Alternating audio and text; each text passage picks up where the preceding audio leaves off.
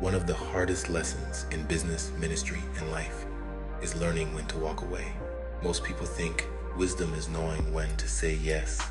Biblical wisdom is often knowing when to say no. Back in 2000, I was working as a business consultant in Atlanta, Georgia. At the time, there weren't many people who looked like me in that industry. The typical successful business consultant was a retired business owner, usually a white male in his 60s. They had decades of experience and looked exactly like what most CEOs expected. Then I would walk into the room. I was a 36-year-old black man who had never owned a business. Needless to say, I wasn't what people expected. One day I reached out to the CEO of a cellular phone company that fit the profile of a business that was ready to either scale to the next level or be sold. After exchanging professional emails, he agreed to meet. When I arrived at his office, I could immediately see the surprise on his face. I wasn't who he expected. After the introductions, he began testing me.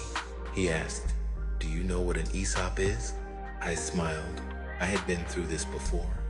Every owner who doubted me asked questions before they listened. "Employee stock ownership program," I answered. Then he asked another question. "What is the largest company your firm has sold?" $20 million, I replied. That got his attention. Then I placed my valuation of his company on the desk. I explained why I believed now was the perfect time to sell. I also explained why his company, in its current condition, would not command the price he hoped to receive. The CEO listened carefully. Then he told me his number. He wanted at least $20 million. I calmly responded, "The market determines the value of a company, not the owner." That's when he made his offer. He wanted to hire me, but there was one condition. He would control the asking price. The moment he said those words, I knew the deal was over. Most people would have seen dollar signs. At 10% commission, the money looked incredible, but experience had taught me something important. A consultant cannot help someone who refuses wise counsel. I knew the company wouldn't sell at that price. I knew months would be wasted. I knew that when it failed, the blame would be placed on me. And in a small industry, a damaged reputation can cost you far more than a single commission check. So I stood up. I shook his hand, thanked him for his time, and walked away. At first glance, that may seem like a missed opportunity, but scripture teaches otherwise. Proverbs 19:21 says, "Many are the plans in a man's heart. Nevertheless, the counsel of Yahuah, that shall stand." The CEO had a plan. The market had a reality, and wisdom demanded that reality be respected. Too many people fall in love with the deal. They fall in love with the commission. They fall in love with the opportunity. And because of that, they ignore the warning signs. Balaam loved the reward more than the instruction. Saul loved the throne more than obedience. Judas loved the silver more than the truth. In every case, money blinded judgment, but Yahuah often protects us through discernment.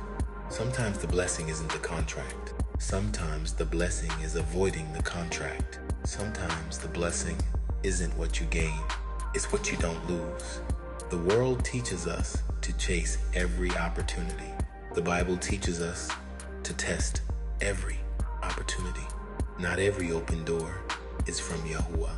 Not every client is your client. Not every partnership is your partnership. Not every dollar is worth earning. The lesson I learned that day was simple.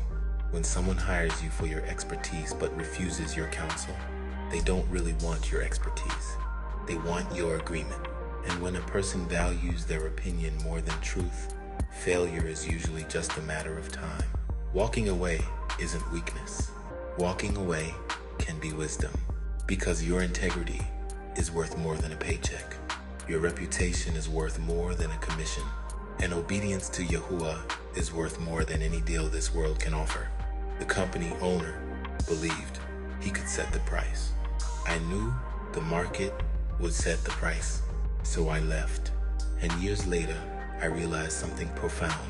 The money I didn't make that day may have been one of the greatest financial blessings Yahuah ever gave me, because wisdom doesn't just teach you how to make money.